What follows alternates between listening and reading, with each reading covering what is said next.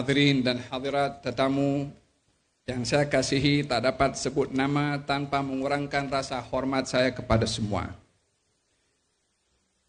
Juga pengurusi majelis, terima kasih, jazakallah khairan katsira. Alhamdulillah alladzi arsala rasulahu bil huda wa dinil haqq liyudhhirahu 'ala ad-din kullih. Allahumma shalli wa sallim ala sayyidina Muhammadin wa ala alihi wa sahbihi wa man sara 'ala darbihi wa 'alaina ma'ahum wa fihim bi rahmatika ya arhamar rahimin. Amma ba'du. Bila diletakkan tajuk tentang kepribadian Rasulullah, daripada sudut mana kita akan membahaskan tentang beliau? Bila kita ingin mencari teladan dan contoh kepribadian seseorang sebagai seorang suami, maka beliau adalah contoh yang terutama. Bila kita ingin melihat dan memahami, meneladani contoh seseorang sebagai seorang ayah, maka kita dapati contoh itu pada beliau. Bila kita ingin menelaah dan mengkaji serta meneladani cara menjadi seorang pemimpin, maka beliau adalah contoh yang paling hebat untuk diteladani dalam kepimpinan. Dalam bidang apapun juga, kita pasti akan mendapati contoh dan teladan yang baik daripada junjungan Nabi besar Muhammad sallallahu alaihi wa ala alihi wa sahbihi wasallam. Sehingga dikatakan oleh seorang yang menulis sirah yang bertajuk Simtud Durar, disusun oleh Al-Allamah Al-Habib Al-Imam Ali bin Muhammad bin Husain Al-Habashi, wa ala tafannuni wasifihi biwasfihi yafna zamanu wa fihi ma lam yusafi. Bila kamu ingin mengkaji dan menelaah tentang kepribadian Rasulullah, sebanyak mana orang menceritakan tentang kepribadian Rasulullah, akan habis cerita mereka, sementara kepribadian Rasulullah belum cukup lagi untuk dibahas. Ini sesuai dengan apa yang dijelaskan oleh Allah Subhanahu wa taala di dalam Al-Qur'anul Karim. Laqad kana lakum fi Rasulillahi uswatun hasanah liman kana yarjullaha wal yawmal akhir wa dzakarallaha katsira. Sungguh ada pada pribadi Rasulullah untuk kamu wahai umat manusia yang hidup di zaman Nabi dan hidup setelah zaman Nabi, termasuk zaman kita sekarang dan zaman yang akan datang, yang kita berhadapan dengan pelbagai macam masalah dalam hidup ini. Contoh dan solusinya ada pada peneladanan kepada baginda Rasulullah sallallahu alaihi wa ala alihi wasallam. Liman kana yarjullaha wal yawmal akhir wa dzakarallaha katsira. Contoh teladan itu ada kepada Rasulullah bagi orang yang mahu meraih pahala dari Allah di akhirat dan juga berzikir kepada Allah Subhanahu wa taala. Kepribadian Rasulullah sangat jelas, tetapi peneladanan kepada beliau tertumpu kepada orang yang mahu mengikuti dan juga mengambil ibrah serta akhlak yang ada pada beliau yang dididik oleh Allah Subhanahu wa taala di dalam Al-Qur'anul Karim. Daripada segala banyak pujian yang Allah memuji kepada baginda Rasulullah, namun pujian yang paling tinggi, pujian yang paling hebat adalah pujian Nabi akan akhlak baginda Rasulullah sallallahu alaihi wa ala alihi wasallam, wa innaka la'ala khuluqin azim.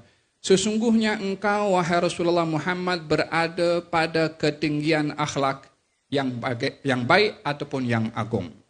Pada pertemuan kali ini kita ingin mengkaji atau ingin bercerita apa yang diuraikan oleh Allah Subhanahu wa taala di dalam Al-Qur'anul Karim tentang kepribadian Rasulullah sebagai muallimul insaniyah, sebagai pendidik, sebagai pengajar tentang nilai kemanusiaan.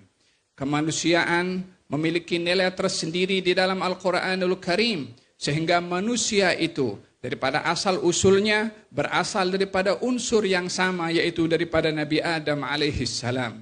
Baginda bersabda, kullukum min Adam wa Adam min turab. Semua kamu itu daripada Adam, dan Adam itu daripada tanah. Demikian sabda Nabi Muhammad SAW. Di dalam memahami nilai kemanusiaan, dikatakan oleh baginda Rasulullah, la farqa li arabiyyin wala li ajamiyyin illa bittaqwa. Tiada perbezaan darjat antara orang Arab dengan orang bukan Arab kecuali ketakwaan yang membezakan di sisi Allah Subhanahu wa taala. Ini adalah deklarasi yang disebutkan oleh baginda Rasulullah sallallahu alaihi wasallam tentang kemanusiaan. Lebih terperinci, Allah Subhanahu wa taala menyebutkan di dalam Al-Qur'anul Karim tentang kemanusiaan ini. Ya ayuhan nas, inna khalaqnakum min dzakarin wa untha wa ja'alnakum syu'uban wa qabaila lita'arafu inna akramakum indallahi atqakum. Wahai sekalian manusia, kami ciptakan kamu semua, mau yang berwarna kulit hitam, yang berwarna kulit putih, yang berambut keriting, yang berambut panjang, semua manusia. Kami ciptakan kamu min dzakarin wa untha, daripada laki-laki dan juga perempuan. Kemudian kami jadikan kamu daripada laki-laki dan perempuan, Nabi Adam dan juga Siti Hawa, syu'uban, berbangsa-bangsa, wa qabail, berpuak-puak, berkabilah-kabilah. Ayat ini memberitahukan kepada kita bahwasanya manusia ini secara fitrahnya dan nature-nya adalah bervariasi. Diciptakan dengan pelbagai oleh Allah Subhanahu wa taala, baik itu berbeza pada warna, bahasa, dan juga budaya. Dijadikan kesemua itu bukan untuk menunjukkan siapa yang lebih mulia, karena budayanya, karena bahasanya, atau karena warna kulitnya.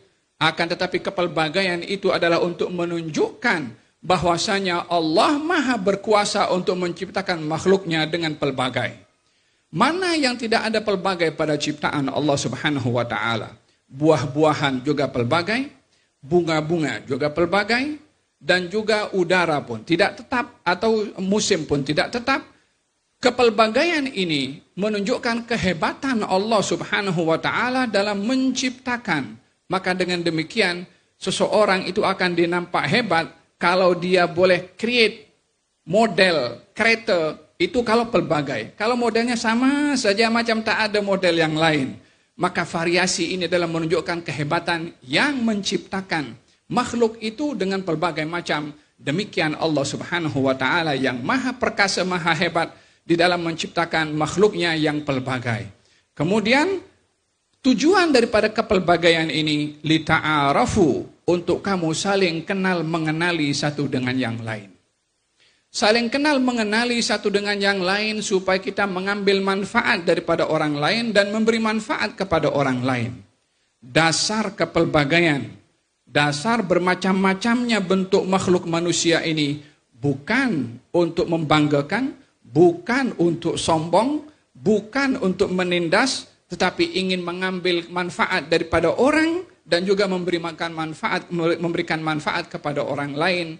Inilah tujuan utama daripada kepelbagaian ciptaan manusia, lita'arafu, untuk kamu saling kenal mengenali daripada kepelbagaian itu. Namun siapa yang paling mulia daripada manusia yang pelbagai ini? Adakah yang keturunannya? Adakah karena bahasanya? Inna akramakum indallahi atqakum. Yang paling mulia di antara kamu adalah orang-orang yang bertakwa.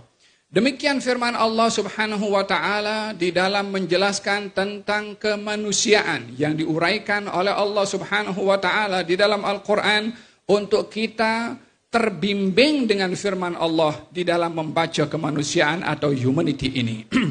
Manusia dijadikan oleh Allah Subhanahu wa taala sebagai makhluk yang boleh mengambil contoh daripada manusia yang sama.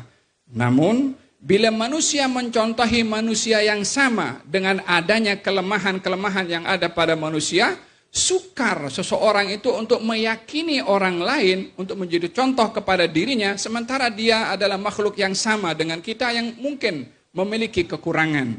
Maka Allah Subhanahu wa taala mengutuskan nabi dari kalangan manusia, namun dididik oleh Allah, dijaga oleh Allah, dipelihara oleh Allah daripada segala kesalahan, supaya sesiapapun yang mencontohi yakin bahwa yang dicontohi tidak berbuat salah, karena yang menjaga, yang membimbing, yang mendidik, yang mentarbiah orang ini yaitu Allah Subhanahu wa taala, dan dia adalah rasul yang diutus oleh Allah Subhanahu wa taala. Baginda Rasulullah dididik pada awal baginda lahir dan juga mula menginjak masa remaja. Didikan pertama yang ada kepada baginda Rasulullah adalah jujur dan juga amanah.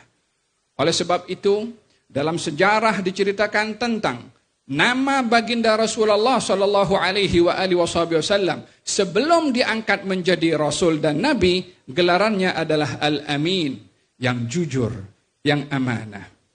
Kejujuran baginda Rasulullah dan sifat amanah yang ada pada Rasulullah menyebabkan orang lain percaya kepada Nabi untuk meletakkan barangnya, berbandingkan kepada kerabat mereka sendiri atau orang-orang yang dekat dengan mereka.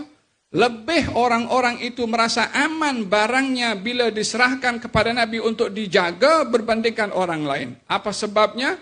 Karena gelaran yang ada pada baginda Rasulullah adalah Al-Amin, yaitu yang jujur dan juga menjaga amanah. Kita semua sedia maklum ketika baginda Rasulullah sallallahu alaihi wasallam diperintahkan oleh Allah untuk berhijrah.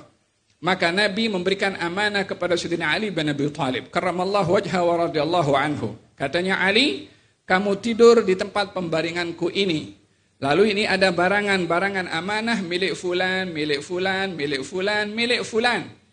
Orang-orang yang memusuhi Nabi, orang-orang yang tidak beriman kepada Nabi, orang-orang yang kufur kepada Nabi, mereka meletakkan barang berharga mereka, perhiasan mereka, harta benda mereka kepada Nabi walaupun tidak beriman kepada Nabi. Apa sebabnya? Karena mereka yakin barang mereka itu akan selamat berada dengan Nabi walaupun tidak beriman kepada Nabi berbandingkan kepada orang lain, karena akhlak kejujuran dan amanah yang ada pada baginda Rasulullah. Di sini kita belajar bagaimana baginda Rasulullah berinteraksi hatta dengan orang yang tidak beriman dengan baginda Rasulullah untuk menjalankan tugasnya sebagai seorang yang jujur kepada sesiapapun. Sehingga dalam kondisi beliau ditekan, beliau disakiti, beliau itu ingin dihalau, beliau hampir ingin dibunuh, dan beliau ingin meninggalkan kota Mekah pada ketika itu, apa tidak mungkin beliau ambil saja barang kemas atau barang berharga milik orang-orang yang memusuhi Nabi, bawa terus pergi ke Madinah Al-Munawwarah untuk digunakan berdakwah. Mungkin orang akan berpikir seperti itu, namun amanah milik orang, hak orang adalah mesti disampaikan kepada tuan empunya amanah tersebut. Innallaha ya'murukum an tu'addul amanati ila ahliha. Sesungguhnya Allah memerintahkan kamu untuk menyerahkan amanah kepada tuan empunya amanah. Maka Nabi pesan kepada Sayyidina Ali, Ali ini barang semua, serahkan kepada si fulan, si fulan, si fulan, dikembalikan amanah kepada tuan empunya amanah. Demikian kepribadian baginda Rasulullah bermula daripada beliau sebelum diangkat menjadi Nabi, apatah lagi setelah diangkat menjadi Nabi. Kepribadian Nabi dalam kejujuran dan amanah ini dilihat ketika kaum musyrikin waktu itu sedang berusaha untuk membangun Ka'bah. Dan ini kita melihat implikasi daripada jujur. Implikasi daripada orang yang amanah akan meraih kasih sayang dan perhatian daripada orang lain. Akan mendapatkan sanjungan daripada orang lain, penghargaan daripada orang lain karena kejujuran. Oleh sebab itu, baginda Rasulullah ketika bersama membangun Ka'bah, dan sempurnalah bangunan Ka'bah, hanya tersisa peletakan Hajar Al-Aswad yang ketika itu dikeluarkan, sampailah bangunan Ka'bah itu selesai. Pembangunan Ka'bah selesai, maka kaum musyrikin waktu itu merasa berhak masing-masing untuk meletakkan Hajar Aswad pada tempatnya. Kata ketua kabilah si fulan mengatakan saya yang berhak. Kabilah yang lain mengatakan saya yang berhak. Kabilah yang lain mengatakan saya berhak. Maka masing-masing tidak akan memberikan kepada yang lainnya untuk meletakkan Hajar Aswad, karena peletakan Hajar Aswad satu kehormatan bagi kabilah-kabilah Quraisy pada ketika itu. Maka oleh karena bertelagah satu dengan yang lain dan hampir saja berlaku pertumpahan darah karena perebutan untuk meletakkan Hajar Aswad pada tempatnya. Masing-masing sudah melukai tangannya diletakkan di atas air. Kalau bukan daripada kabilah kami yang meletakkan Hajar Aswad akan berlaku pertumpahan darah. Yakni sebagai satu ancaman keras daripada satu kabilah kepada kabilah yang lain. Seorang yang bijaksana ketika itu mengatakan, mengumpulkan ketua-ketua kabilah dan mengatakan, kita kalau berselisih dan berperang, berlaku pertumpahan darah, tak ada siapa yang diuntungkan. Baik kita mengambil satu kesepakatan bersama. Siapa saja yang masuk ke masjid, yakni Masjidil Haram, daripada pintunya, daripada kabilah siapapun ia, maka dialah yang berhak untuk meletakkan Hajar Aswad. Tak kira siapa dia, daripada kabilah siapa. Maka masing-masing bersetuju karena mengharapkan yang masuk adalah daripada kabilahnya atau daripada bangsanya.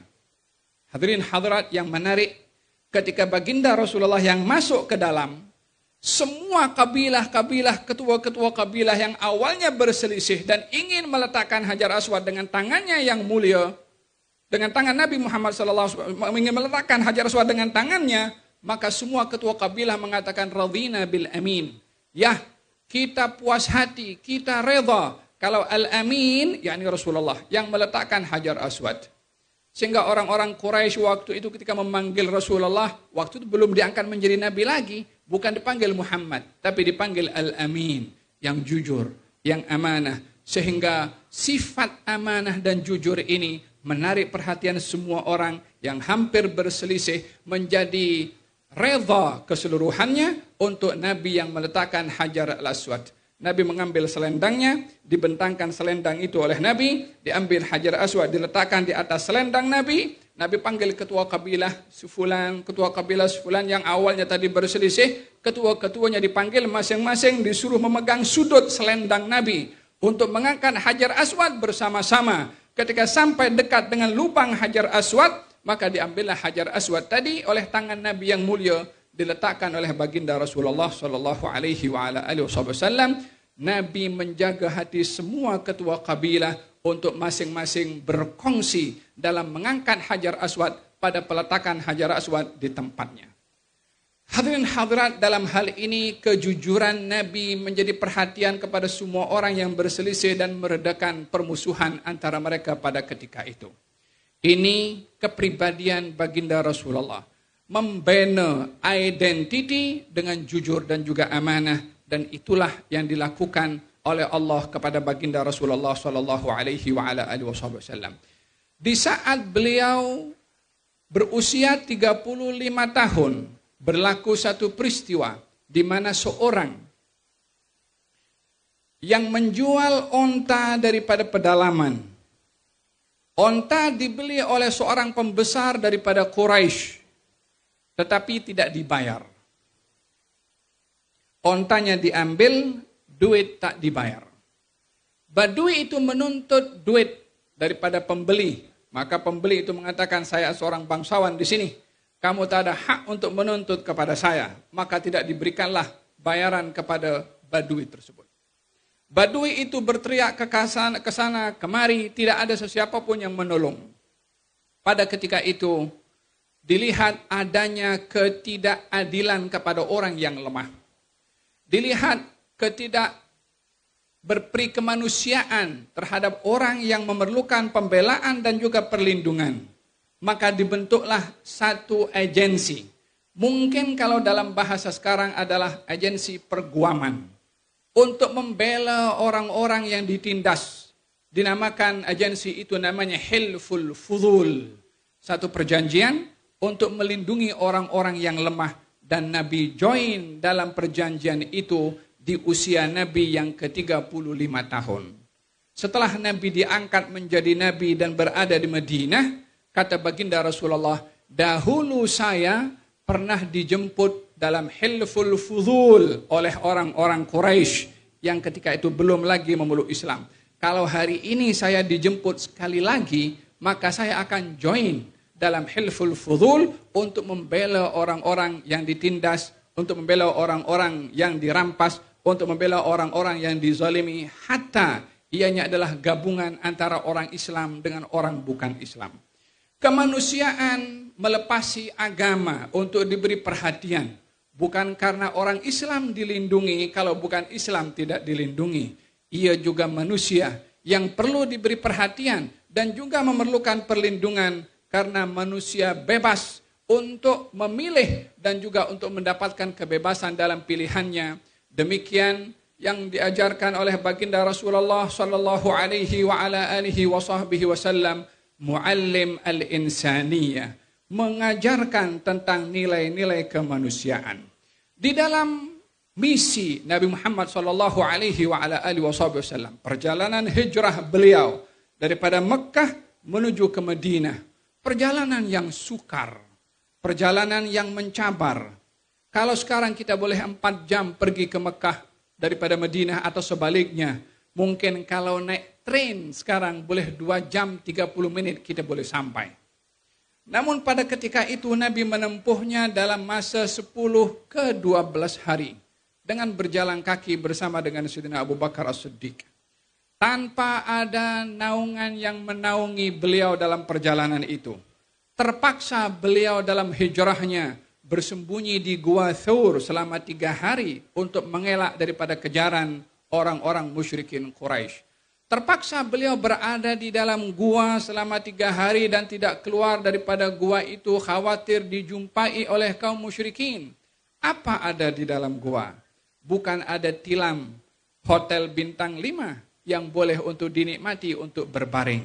Yang ada batu, kerikil, pasir, dan mungkin ada binatang-binatang yang berbahaya yang ianya boleh untuk menyakiti kepada sesiapapun yang masuk ke dalam gua tersebut. 3 hari beliau berada di dalam gua dalam perjalanan hijrah beliau menuju ke Madinah. Namun ianya bukan satu perkara yang besar dan berat bagi beliau karena apa yang diperjuangkan lebih besar daripada pengorbanannya, yaitu menegakkan agama Islam, untuk menyebarkan agama Islam. Beliau pernah berkata, "Wallahi ya am, law wada'u syamsa fi yamini wal qamara fi yasari ala an atruka hadzal amra ma taraktuhu hatta yudhhirahu Allahu aw ahlika dunahu." Pak Cik mengatakan kepada Abu Talib, "Pak Cik, kalau mereka ingin menghalang aku berdakwah dengan meletakkan matahari di tangan kanan dan bulan di tangan kiri untuk aku berhenti dalam berdakwah, aku tak akan berhenti sehingga aku mati dalam memperjuangkan dakwah ini, atau Allah jayakan agama ini dengan perjuangan dan menyebarkan dakwah." Demikian kata-kata ungkapan baginda Rasulullah sallallahu alaihi wa ala alihi wasallam. Kita dituntut sebagai seorang muslim untuk mempertahankan agama ini. Kita dituntut sebagai seorang muslim untuk menjaga istiqamah akan tuntutan agama ini, yang kita tidak boleh mengabaikan tuntutannya dalam kehidupan kita keseharian. Sebagai ketua keluarga, sebagai ibu rumah tangga, sebagai orang tua, sebagai anak, sebagai seorang pelayan, sebagai seorang nelayan, sebagai seorang pekerja kaki tangan awam, apapun juga ada panduannya dalam agama kita yang membimbing. Sebagai seorang muslim yang membezakan dalam akhlaknya adalah meneladani Nabi Muhammad sallallahu alaihi wa ala alihi wa sahbihi wasallam. Perjalanan beliau yang begitu sukar selama 10 atau 12 hari sampai di Madinah, disambut oleh orang-orang di Madinah dengan tala'al badru alaina, semuanya berhimpun dan berkumpul. Tahukah apa yang disampaikan oleh Nabi pada ketika itu? Penatnya masih ada, keringatnya membasahi tubuh badannya, letihnya lagi masih berada, masih dirasa oleh beliau. Beliau yang sedang dinanti oleh kaum muslimin yang ada di Madinah pada ketika itu menyampaikan pesanan-pesanan yang penting. Dan itu kalimat pertama yang disampaikan oleh beliau ketika sampai ke Madinah. Apakah pesanan beliau? Ayuhan nas afshus salam wa at'imut ta'am wa sallu bil lail wan nas niyam tadkhulul jannata bisalam. Wahai manusia, sebarkan salam. Beri makan kepada orang yang susah. Sambung tali silaturrahim. Dan bangunlah malam saat orang tidur maka kamu akan masuk surga dengan selamat. 4 perkara Nabi pesan. Yang pertama, sebarkan salam. Maksud daripada penyebaran salam bukan hanya sekedar assalamualaikum, tetapi ianya adalah mempunyai arti, makna, konten salam itu mesti menjadi praktikal kepada seorang muslim dan mukmin, di mana orang lain selamat daripada bahaya mulut, fikiran dan juga tangan serta kaki kita. Salam jaminan kepada orang lain selamat daripada bahaya orang yang menyampaikan salam. Demikian damai, misi damai yang dibawa oleh baginda Rasulullah ketika sampai ke kota Madinah. Walaupun di Madinah ada orang Yahudi, walaupun di Madinah ada orang Kristen, walaupun di Madinah ada orang-orang yang menyembah kepada berhala, walaupun di Madinah ada berbagai macam agama, misi Nabi pertama sampai ke Madinah, sebarkan salam. Sehingga masyarakat di Madinah pun walaupun berjiran dengan berbeda agama satu dengan yang lain, hidup dengan aman, damai dan salam. Seorang Yahudi bernama Ka'ab al-Asadi daripada Bani Quraidah, ketika diajak oleh kawannya Huyai bin Akhtab An-Nadhiri, mengatakan kepada Ka'ab al-Asadi, wahai Ka'ab, baik kamu berkhianah dengan perjanjian kamu dengan Muhammad, supaya kami boleh mengumpulkan sebanyak mungkin tentera untuk menyerang kepada Muhammad dan kaum muslimin. Kata Ka'ab al-Asadi mengatakan kepada Huyai, ya Huyai, saya ini berjiran dengan Muhammad dan juga ada perjanjian damai dengan Muhammad, saya merasa aman dengan kejujurannya. Kamu jangan ajak saya berkhianah sehingga saya dan kaum saya akan menanggung malapetaka dan musibah bila berkhianah kepadanya. Kata Ka'ab al-Asadi, musuh pun mengakui kejujuran baginda Rasulullah. Musuh pun mengakui amanahnya Nabi ketika memenuhi janjinya kepada orang-orang yang tidak pun beriman kepada baginda Rasulullah sallallahu alaihi wa ala alihi wasallam. Yang demikian ini menjadi satu pegangan kepada orang Islam untuk menerapkan dan memantapkan komitmennya dalam pegangan kejujuran dan juga janji kepada sesiapapun juga yang ianya adalah merupakan akhlak penting yang ada pada baginda Rasulullah sallallahu alaihi wa ala alihi wasallam. Baginda Rasulullah mengajarkan nilai-nilai kemanusiaan, bermula berada di Mekah dan juga sampai di Madinah. Beliau pun juga berhadapan dengan pelbagai macam manusia, dengan pelbagai macam latar belakang. Berhadapan dengan seorang Kristen bernama Adi bin Hatim, datang dengan memakai baju yang biasa dipakai oleh orang-orang Kristen. Ada salib di dadanya.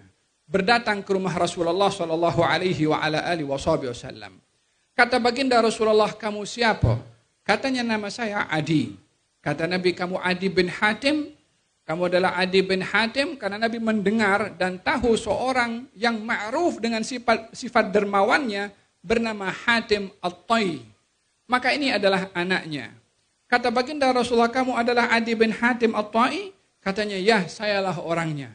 Maka kata baginda Rasulullah, mari datang ke rumah saya. Disambut oleh Nabi. Di perjalanan itu dibawa sampai ke rumah Nabi. Dilayan oleh Nabi. Sampai di ruang tamu rumah Nabi, itu Nabi ada alas duduk untuk Nabi biasa duduk di rumahnya. Alas duduk Nabi itu diserahkan kepada Adi bin Hatim. Duduklah kamu di atas alasku ini, kata baginda Rasulullah. Terkejut Adi bin Hatim dengan akhlak Nabi. Menyikapi kepada tetamunya walaupun tidak beriman kepada baginda Rasulullah. Ya, kita diperintahkan untuk melayan kepada tetamu siapapun tetamu itu. Diperintahkan untuk hormat kepada tetamu siapapun tetamunya, selagi ia adalah tetamu. Man kan yu'min billah wal yaumil akhir falyukrim dhaifahu. Siapa orang beriman kepada Allah dan hari akhirat, hendaklah dia menghormati kepada tetamunya.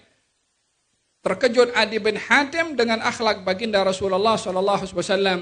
Kata Adi bin Hatim, ini yang cerita Adi bin Hatim sendiri. Katanya, diserahkan alas duduknya kepada saya, dan beliau duduk di atas tanah sementara saya duduk di atas alas duduk Nabi Muhammad sallallahu alaihi wa ala alihi wasallam. akhlak dalam muamalah, akhlak dalam berinteraksi, akhlak dalam menyikapi kepada orang lain, melihat daripada segi kemanusiaannya, yang ianya adalah bahagian penting untuk diberi perhatian dalam kehidupan kita keseharian. Hari ini kita melihat pelbagai macam sikap dan tindakan golongan-golongan tertentu yang tidak lagi mengambil perhatian akan nilai-nilai kemanusiaan. Bagaimana akan diciptakan satu kedamaian bila nilai kemanusiaan itu terabaikan. Mari kita melihat bagaimana baginda Rasulullah sallallahu alaihi wa ala alihi wasallam muallim al-insaniyah, yang mengajarkan kepada kita bagaimana menghargai kemanusiaan hatta dalam perang pun juga. Baginda Rasulullah sallallahu alaihi wa ala alihi wasallam berpesan. Katanya, jangan bunuh kanak-kanak, jangan bunuh kaum wanita, jangan bunuh orang tua, jangan bunuh orang yang sembunyi di rumahnya, jangan bunuh orang yang berada di tempat peribadatannya.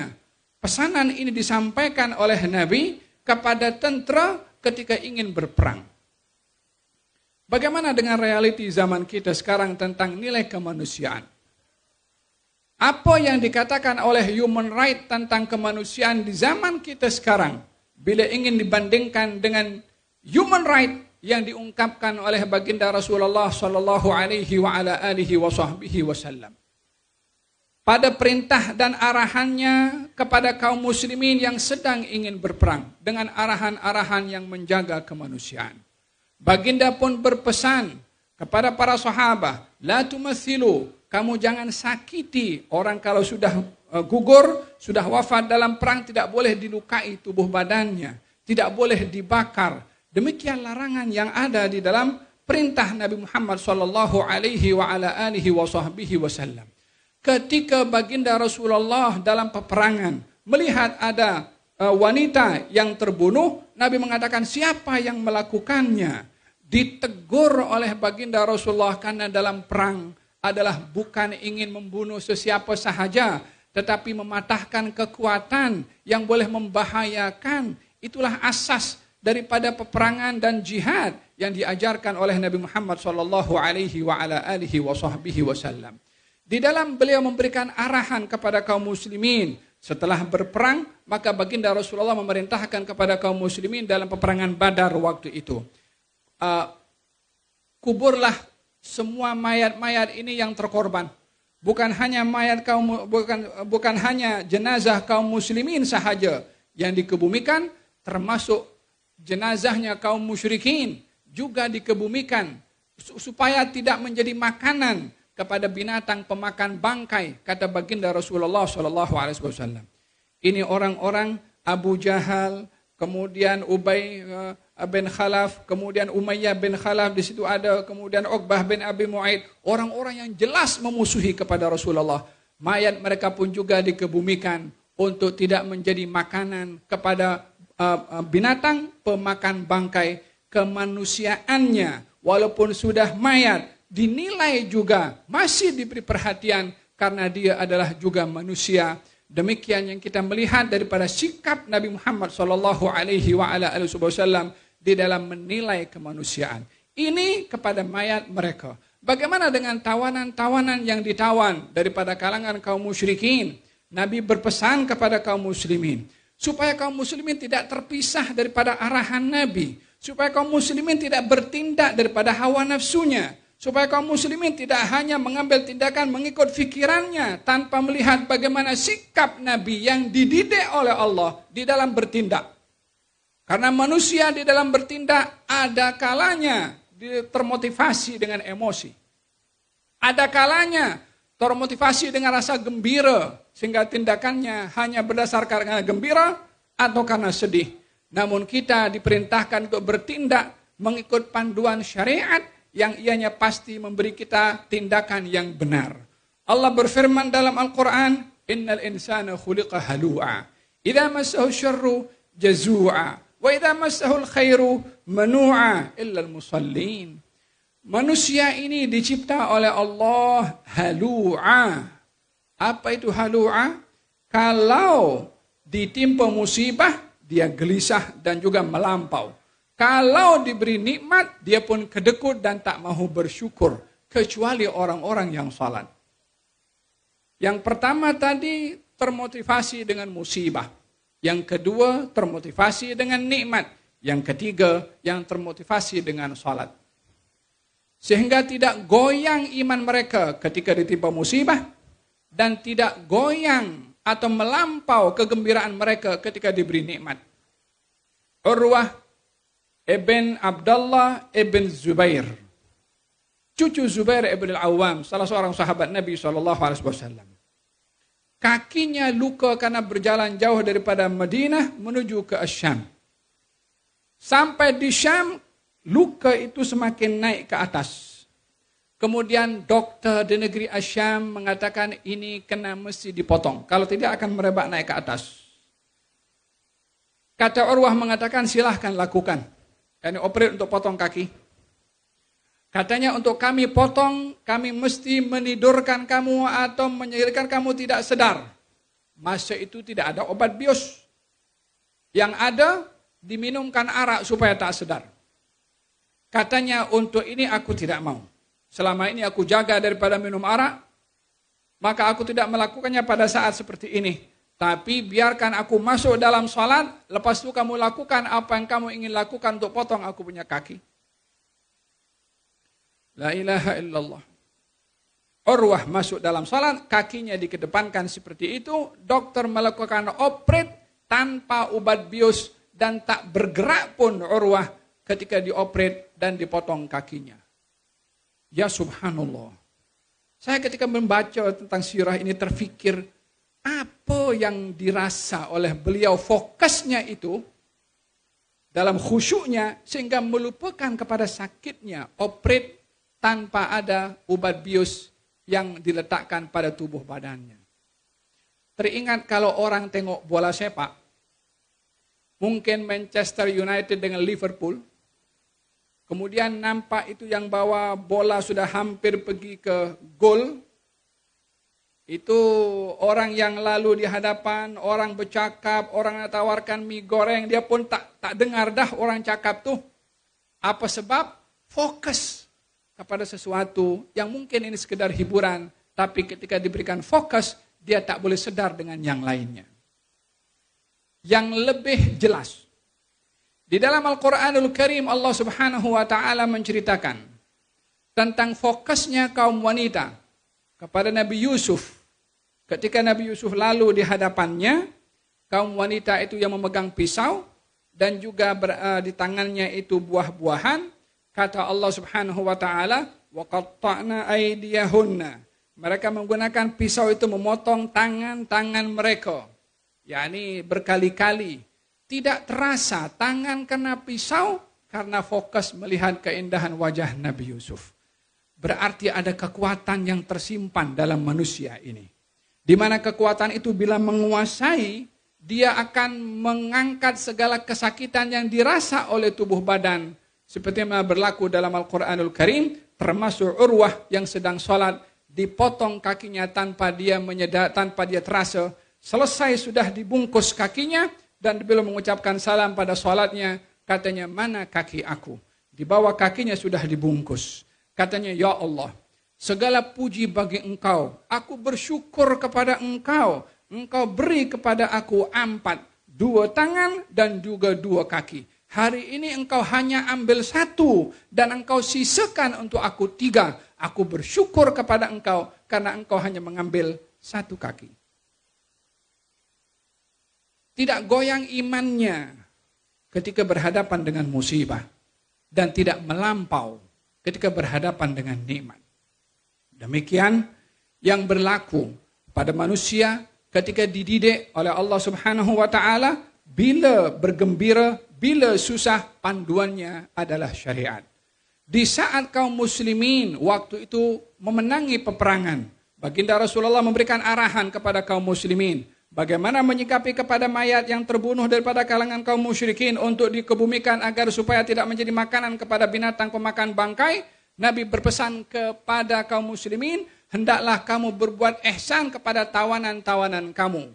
yakni tawanan perang pun juga dalam peperangan Badar itu diperintahkan oleh Nabi kepada sahabat untuk bersikap ihsan. Ini musuh datang untuk memerangi. Ya, dia juga manusia. Dia adalah makhluknya Allah. Ditegakkan hukum sesuai dengan hukumnya Allah, bukan hukum dendam. Seperti mana berlaku di zaman kita sekarang yang dendam kepada yang lain. Maka baginda Rasulullah ketika memberikan arahan untuk berbuat ihsan hatta kepada tawanan, jangan kamu ketatkan ikatan tawanan kamu. Ikatan tangan itu pun juga tidak diperbolehkan mengetatkan yang menyakitkan kepada orang itu, walaupun ditawan. Dalam hal ini, arahan Nabi ini menjadi teladan, menjadi satu contoh dan dustur, undang-undang dan sistem dalam kita berinteraksi dengan manusia, sesiapapun juga dia. Demikian baginda Rasulullah ketika memberitahukan hal demikian, salah seorang sahabat Nabi, kalau memiliki korma, dan korma itu ada 2 atau 4, maka korma yang elok diberikan kepada tawanan. Korma yang kurang elok dimakan oleh orang yang menawan. Kalau kita tengok beberapa tawanan yang ditawan, yang dipenjarakan, di negara yang sedang menceroboh sekarang, makanan dalam satu hari diberi satu kali makan, air diberi hanya sekali. Bila musim sejuk dilucutkan pakaiannya untuk mereka menderita karena kesejukan. Ini yang kononnya memperjuangkan nilai-nilai kemanusiaan atau human right. Coba kita bandingkan human right yang diajarkan oleh baginda Rasulullah dengan human right yang berlaku di zaman kita sekarang. Bagaimana mereka berada di penjara disikapi, dan bagaimana orang Islam di zaman Nabi SAW menyikapi kepada orang-orang yang dipenjarakan juga. Siapa yang lebih mengedepankan nilai kemanusiaan hatta kepada musuh, hatta kepada lawan. Belajarlah daripada cara Nabi mengajarkan kepada kita menghargai kemanusiaan. Itulah kepribadian yang diajarkan oleh Allah kepada baginda Rasulullah SAW. Nabi Ibrahim alaihissalam pernah satu hari memanggil orang untuk dijemput makan di rumahnya. Nabi Ibrahim ini tak pernah makan kecuali dengan tetamu atau dengan orang lain, tak pernah makan sendiri. Selalu mengajak orang lain. Satu hari itu tak ada orang untuk diajak makan bersama, maka dia tunggu di rumah. Di depan rumah untuk cari orang siapa boleh diajak ke rumahnya untuk makan. Lalu satu orang katanya, sila kamu datang ke rumah aku untuk makan bersama dengan aku. Kata Nabi Ibrahim demikian. Orang itu mengatakan ya. Kemudian Nabi Ibrahim tanya, kamu beriman kepada Allah atau tidak? Katanya aku tidak beriman. Kata Nabi Ibrahim, kalau begitu aku tak nak bagi makan kepada orang tak beriman kepada Allah Subhanahu Wa Taala. Maka orang itu pun pergi. Allah Subhanahu Wa Taala tegur kepada Nabi Ibrahim. Ya Ibrahim, kenapa engkau tidak ajak dia makan bersama denganmu? Katanya, ya Allah, dia tidak beriman kepada engkau. Kata Allah, wahai Ibrahim, mula dia balik tak beriman kepada aku bagi makan dia. Engkau hanya sekali saja jumpa tak beriman kepada aku, engkau tak bagi makan kepada dia. Ditegur oleh Allah, Nabi Ibrahim keluar pergi ke pasar cari orang itu. Jumpa, diajak lagi ke rumahnya. Kata orang itu, kenapa kamu ajakku sekali lagi ke rumah kamu setelah engkau halau aku? Katanya, Tuhanku tegur aku. Kata lelaki itu, Tuhanmu tegur kamu. Sementara aku tidak beriman kepada Tuhan kamu. Katanya, ya itu yang berlaku, aku ditegur oleh Allah Subhanahu Wa Taala. Orang itu ikut bersama dengan Nabi Ibrahim dan beriman kepada Nabi Ibrahim. Menghargai nilai kemanusiaan siapapun juga dia. Di dalam Islam, jangankan manusia yang diberikan penghargaan dan juga dinilai sebagai humanity yang memiliki hak dan tidak ada paksaan. Kata Sayyidina Umar bin Khattab mengatakan, mata ista'badtumun nasa wa qad waladathum ummahatuhum ahrara. Bila kamu menjadikan orang lain sebagai hamba kepada kamu sementara mereka dilahirkan sebagai seorang yang merdeka. Kata-kata ini diungkapkan oleh Sayyidina Umar ketika ada perselisihan antara seorang Kristen daripada Qibti, Mesir, bersama dengan anak Sayyidina Amr ibn al-As di Mesir pada waktu itu. Ketika berlaku perselisihan, anak Amr bin As pukul kepada orang Qibti ini. Orang Qibti report kepada Sayyidina Umar. Dipanggil oleh Sayyidina Umar. Kedua-duanya, termasuk orang tuanya. Sampai kepada hadapan Sayyidina Umar dan dilaporkan. Maka Sayyidina Umar mengatakan kepada orang Qibti ini, orang Mesir, pukul dia macam mana dia pukul kamu. Dibalas walaupun dia tidak beriman. Tetapi adil dan juga memberikan hak kepada yang berhak. Itu adalah yang menjaga kestabilan di tengah-tengah masyarakat. Demikian yang diajarkan oleh Rasulullah dan diteruskan oleh para khalifah Nabi Muhammad SAW. Jangankan manusia yang dilindungi kemanusiaannya, binatang pun juga memiliki hak untuk dipelihara dan dijaga haknya. Kita dalam Islam tidak hanya diajar menjaga human right atau hak kemanusiaan. Di situ ada hak binatang. Di situ ada hak environment yang kita diajar di dalam Al-Quranul Karim, dalam hadis Nabi Muhammad SAW. Bukankah baginda Rasulullah bersabda, "Fa idza dzabhtum fa ahsinu adz-dzibhah wa idza qataltum fa ahsinu al-qitlah."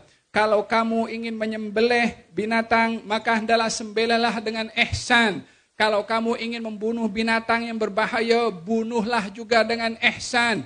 Tak boleh menyakiti kepada binatang, hatta kepada binatang pun juga. Satu hari baginda Rasulullah berjalan dengan salah seorang sahabatnya melalui salah satu kebun milik orang Ansar. Di perjalanan, Nabi didekati oleh seekor onta yang sedang menangis. Seekor onta menangis mendekati baginda Rasulullah. Lalu berbicara kepada baginda Rasulullah. Dan ini bukan perkara yang sukar untuk Nabi boleh memahami bahasa onta. Nabi Sulaiman boleh paham bahasa burung hudhud. Nabi Sulaiman boleh paham itu bahasa semut ketika berbicara. Nabi juga diberi kelebihan itu oleh Allah Subhanahu wa taala. Onta itu ketika mendekati kepada Nabi dengan menitiskan air mata. Yang menarik adalah onta itu menangis ketika nampak Nabi dan mendekati kepada Nabi. Tak tahan onta itu menahan emosi dan perasaannya. Binatang juga ada emosi. Binatang juga ada perasaan. Nabi ketika itu menggosok atau mengusap perut onta. Dan juga bahagian atas atau bahagian belakang onta yang ada bulatannya itu digosok seperti ini oleh Nabi, seakan-akan bayi yang menangis yang sedang ditenangkan oleh ibunya. Kata sahabat melihat Nabi menggosok onta yang sedang menangis tadi. Lalu kemudian Nabi SAW mengatakan, siapa tuan empunya onta ini? Salah seorang sahabat Ansar mengatakan, ana ya Rasulullah. Kalau saya, wahai Rasulullah. Kata baginda Rasulullah, ittaqullah fih. Bertakwalah kamu kepada Allah yang Allah berikan kepada kamu onta ini. Sesungguhnya dia mengadu kepada aku, engkau bagi kerja dia berat, engkau bagi makan dia sikit. Onta mengadu, kurang makan, gajinya tak cukup. Kerjanya banyak. Bukankah ini bahagian daripada hak binatang yang diperhatikan oleh Nabi SAW? Itu onta, lembu, dan juga kerbau. Walaupun saiznya lebih besar daripada manusia, tapi dia tak melawan kepada manusia. Kita nampak onta tinggi, besar, pegang budak kecil. Dia ikut saja. Itu rahmat daripada Allah Subhanahu wa taala. Coba kalau onta itu boleh melawan, siapa boleh bawa kepada onta? Ataupun lembu dan seterusnya. Tapi ini rahmat diberikan oleh Allah, binatang-binatang itu untuk patuh kepada manusia. Jaga hak mereka, kata baginda Rasulullah SAW. Demikian diajarkan di dalam syariat kita bagaimana kita menjadi insan muslim yang menjaga kehormatan orang lain, kemanusiaan manusia, dan juga termasuk binatang, termasuk environment pun juga yang perlu untuk dijaga. Demikian kepribadian baginda Rasulullah SAW. Apa yang berlaku di zaman kita sekarang ini dan hari-hari kita mendengarkan daripada surat kabar, televisi, dan juga daripada video yang sampai ke handphone kita tentang pembantaian, tentang pembunuhan kanak-kanak, tentang penodaan, tentang nilai-nilai kemanusiaan yang berlaku di Palestina. Kesemua itu adalah menggambarkan kepada kita betapa indahnya Al-Quran dan agama ini yang mengajarkan kepada kita bagaimana mempraktekkan atau praktis apa yang diajarkan oleh Allah Subhanahu wa taala dan oleh Rasulnya, dan betapa hinanya sistem mereka, dan betapa hancurnya sistem mereka, dan betapa rendahnya nilai kemanusiaan mereka ketika tidak menghargai manusia itu sebagai manusia. Demikian yang berlaku di zaman kita sekarang. Kita mempunyai tanggung jawab. Dalam hal ini tanggung jawab kita ke atas apa yang berlaku, yang pertama adalah kita perlu bermuhasabah. Sejauh mana kita menghayati sistem dan undang-undang tunjuk ajar Nabi SAW dengan agama yang dibawa oleh beliau terhadap kita. Terhadap apa yang berlaku kepada rakyat Palestina saat ini. Sejauh mana kita hari-hari ketika mendengarkan berita-berita itu sampai ke telinga kita atau sampai di hadapan mata kita melalui screen handphone ataupun televisi yang kita lihat. Bukankah baginda Rasulullah sallallahu alaihi wasallam bersabda bahwasanya orang Islam dengan orang Islam ini kal jasadil wahid. Mathalul mu'minina fi tawaddihim wa tarahumihim wa ta'atufihim kamathalil jasadil wahid. Perumpamaan orang Islam pada kasih sayangnya, hubungan satu dengan yang lainnya pada cintanya, umpama satu tubuh badan. Idza ishtaka minhu 'udhun tada'a lahu sa'iral a'dha'i bis-sahri wal humma. Kalau satu badan sakit, seluruh badan pun akan menjadi sakit. Hari-hari kita mendengarkan apa yang berlaku kepada masyarakat Palestina, yang ditindas, yang disakiti, yang dibom, yang berbagai macam-macam hal yang tidak berperi kemanusiaan. Kita juga mesti merasa sakit. Apa yang perlu kita lakukan dengan kita punya rasa sakit ini? Yang pertama sekali adalah kita tidak redha ke atas apa yang berlaku. Yang kedua, kita perlu untuk sentiasa menadahkan tangan kepada Allah Subhanahu wa taala. Mungkin saja doa Anda menepati pintu kabul sehingga menjadi sebab kepada pertolongan yang Allah berikan kepada mereka. Siapa kata doa itu tidak cukup? Siapa kata doa kurang berfungsi? Bukankah Nabi sendiri yang menyatakan doa itu bahagian senjata juga? Bukankah beliau bersabda, hal tunsaruna wa turzaquna illa bidu'afaikum. Kamu itu diberi pertolongan oleh Allah, kamu itu diberi rezeki oleh Allah karena doa orang-orang yang lemah di antara kamu.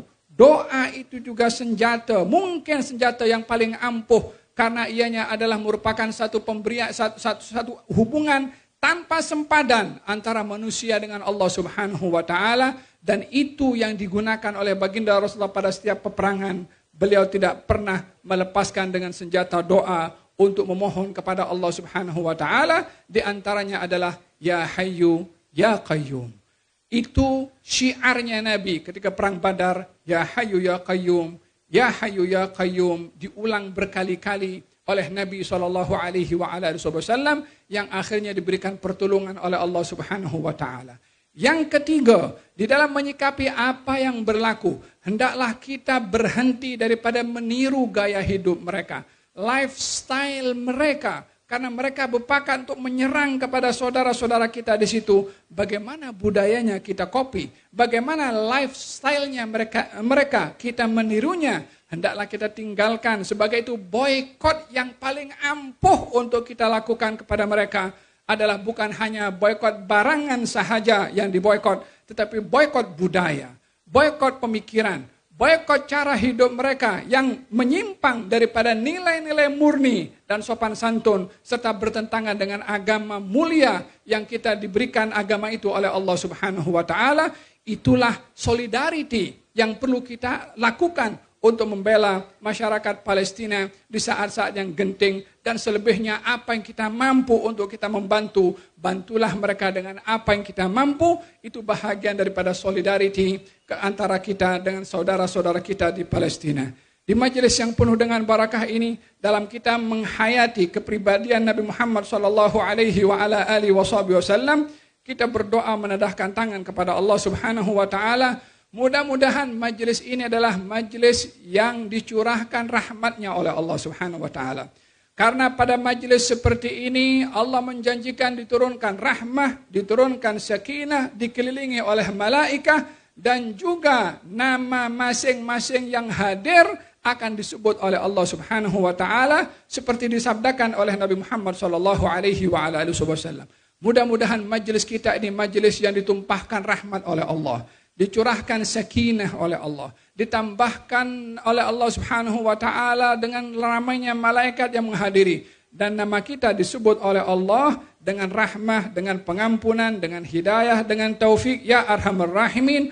Allahumma ij'al jam'ana hadza jam'an marhuma wa tafarruqana min ba'dihi tafarruqan ma'suma wa la taj'alna wala minna wala hawalaina syaqiyan wala mahruman ya rabbal alamin. Ya Allah, kami mendengarkan bahwasanya Nabi bersabda bahwasanya seorang hamba bila menadahkan tangan kepada engkau, engkau tidak akan kembalikan kedua tangannya dalam keadaan kosong. Ya Allah, kami tadahkan tangan kami yang kosong ini kepada engkau yang maha kaya, yang tiada penghujung akan kekayaanmu. Sebanyak mana permintaan yang kami minta, ianya adalah sedikit berbandingkan dengan kekayaanmu. Berikanlah kepada kami pada malam hari ini rahmat yang kau berikan kepada kami, dan juga maghfirah yang kau berikan kepada kami, hidayah yang kau berikan kepada kami ya arhamar rahimin. Ya Allah, jadikanlah perkumpulan kami pada malam hari ini adalah perkumpulan untuk membangkitkan semangat kami meneladani kepribadian Nabi Muhammad SAW di dalam menghargai nilai kemanusiaan, meneladani akhlak baginda Rasulullah dalam muamalah kami dengan engkau dan muamalah kami dengan semua makhluk yang kau ciptakan ya Rabbal Alamin. Ya Allah, engkau telah memberitahukan kepada kami melalui Nabi bahwasanya orang yang paling banyak memberi manfaat kepada orang lain adalah orang yang paling engkau sayang. Jadikan kami orang-orang yang banyak memberi manfaat kepada orang lain, kepada makhluk-makhlukmu, untuk kami mendapat kasih sayang daripadamu ya Rabbal Alamin. Jadikanlah wilayah atau daerah Tuaran ini wilayah yang kau curahkan rahmat, engkau berikan maghfirah, dan jadikan wilayah yang makmur dengan orang-orang yang beriman, yang bertakwa dan juga beramal saleh. Ya Arhamar Rahimin, ya Allah, berikanlah kesehatan kepada Datuk Seri Panglima Haji Hajiji bin Haji Nur sebagai Ketua Menteri Sabah, dan juga mereka membantu kepada beliau, dan juga Datin Sri. Semoga Allah Subhanahu wa taala berkati beliau dan orang-orang membantu kepada beliau dalam mentadbir negeri Sabah ini, supaya negeri Sabah menjadi negeri yang makmur, baldatun tayyibatun wa rabbun ghafur ya arhamar rahimin. Rakyat di negeri Sabah makin dekat dengan kebaikan. Rakyat di negeri Sabah istiqamah dalam ketaatan. Rakyat di negeri Sabah cinta kepada ilmu. Rakyat di negeri Sabah cinta kepada Rasulullah. Rakyat di negeri Sabah mempunyai semangat meneladani Nabi melalui sirah Nabi Muhammad sallallahu alaihi wa ala alihi wasallam ya arhamar rahimin. Ya Allah, jadikanlah kami golongan orang-orang yang dapat mempertahankan agama yang kami mulia dengan agamamu. Jadikan kami orang-orang yang memahami objektif daripada agama ini, supaya kami sampai kepada objektif tersebut. Ajarkan kepada kami ilmu-ilmu yang bermanfaat, jauhkan daripada kami ilmu-ilmu yang tidak bermanfaat. Tunjukkan kepada kami akhlak yang baik untuk kami dapat meneladaninya. Jauhkan daripada kami akhlak-akhlak yang tidak baik ya arhamar rahimin. Ya Arhamar Rahimin, Ya Arhamar Rahimin. Ya Allah, Nabi bersabda bahwa supaya orang yang panjang umur baik amal. Jadikan kami golongan orang-orang yang panjang umur dan baik amal dalam keadaan sehat walafiat. Ya Arhamar Rahimin, jadikanlah hari terbaik kepada kami adalah hari ketika kami berjumpa dengan Engkau. Dalam keadaan Engkau ridha kepada kami. Dalam keadaan kami dapat mengucap La ilaha illallah ya Arhamar Rahimin. Yang hadir dalam majelis ini daripada kalangan anak-anak muda, laki-laki atau perempuan, bimbinglah kepada mereka di usia mereka. Berikan hidayah kepada mereka. Jadikan mereka adalah generasi yang baik di masa akan datang ya Arhamar Rahimin. Jadikan mereka adalah orang-orang beriman, yang bertakwa, yang mencintai kepada Engkau dan Nabi yang Engkau utus kepada mereka ya Arhamar Rahimin. Masa depan berada pada anak-anak muda. Ya Allah, jadikan anak-anak muda di negeri Sabah ini, khususnya di wilayah Tuaran ini, adalah mereka yang istiqamah untuk berpegang, berjalan, dan juga istiqamah dalam ibadah, dan juga taat kepada Engkau ya Rabbal Alamin. Jauhkan mereka daripada musibah.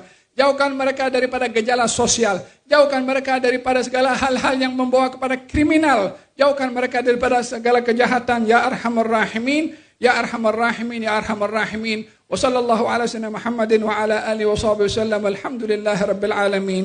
Wassalamualaikum warahmatullahi wabarakatuh.